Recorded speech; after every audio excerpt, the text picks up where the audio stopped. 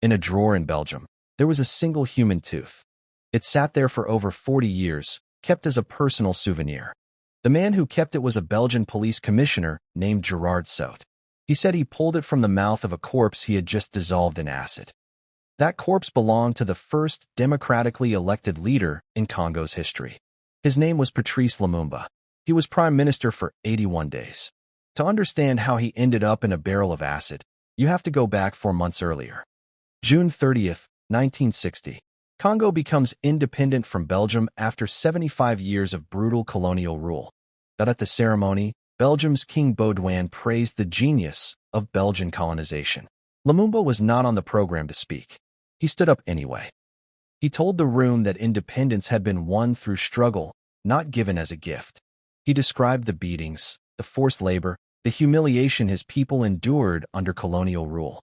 The room went cold. Belgian officials would not forget that speech.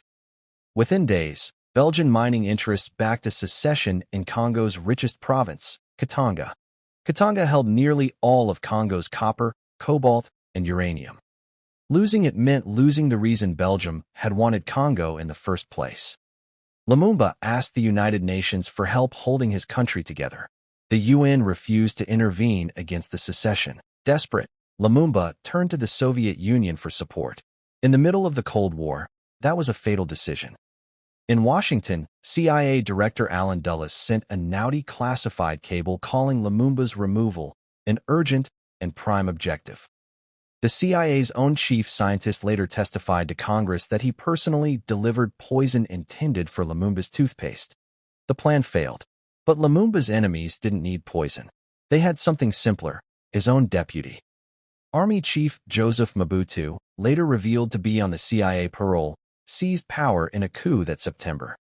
Lumumba was placed under house arrest, guarded by soldiers loyal to the men who wanted him dead.